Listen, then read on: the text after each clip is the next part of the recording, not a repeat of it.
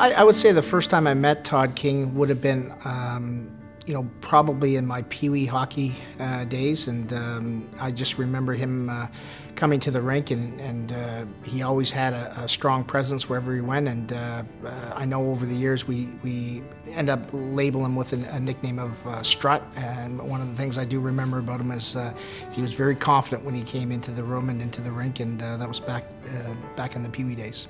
When I personally think of Todd King, I think of, in just a few words, his ability to adapt, going from a catcher, a premier catcher, to a premier third baseman, mastering some specific skills that are tremendously difficult. His ability to lead, he was a great leader, and very, very confident. I love that about Todd. He wasn't egotistical, but he was very, very secure in his skill set, and that provided for him to be a leader, so that it helped his leadership skills greatly. Early on with Steve Schneiderman, you could see that Kingo was going to develop into an elite level player.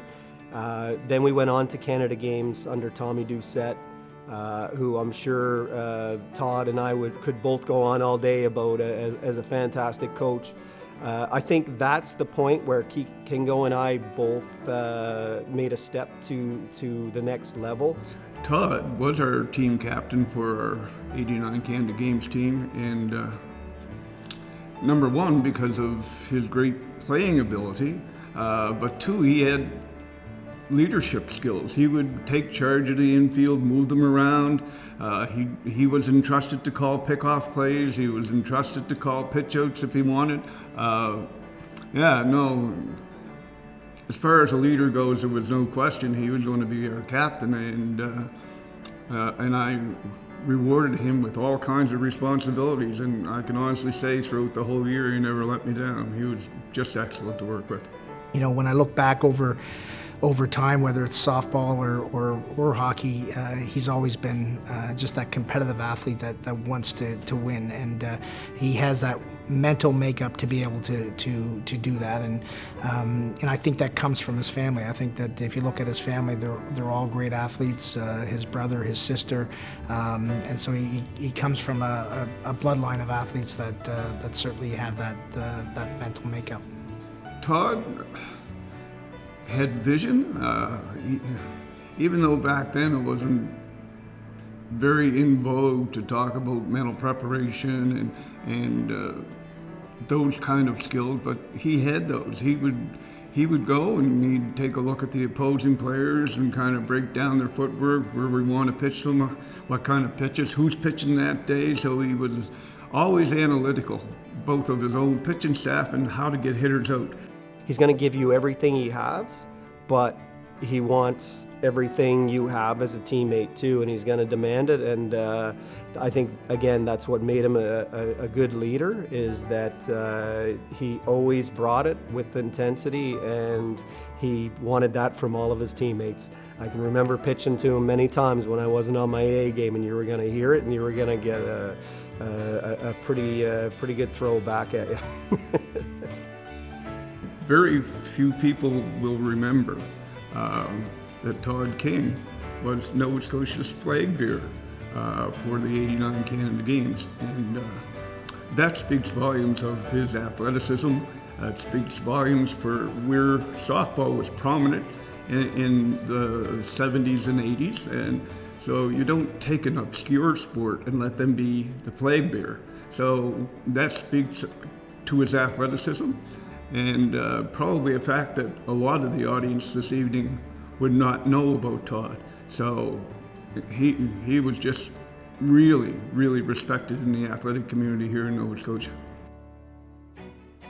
Kingo was unbelievably fast home to first. If Kingo actually hit one in the gap, to watch those long strides go home to third was freakish. It was amazing how few strides, when he was at top speed, it took him to get from base to base. It was amazing. I've never seen anything like it. I've played with some really fast guys. Going home to third I don't know if I've ever seen anyone faster.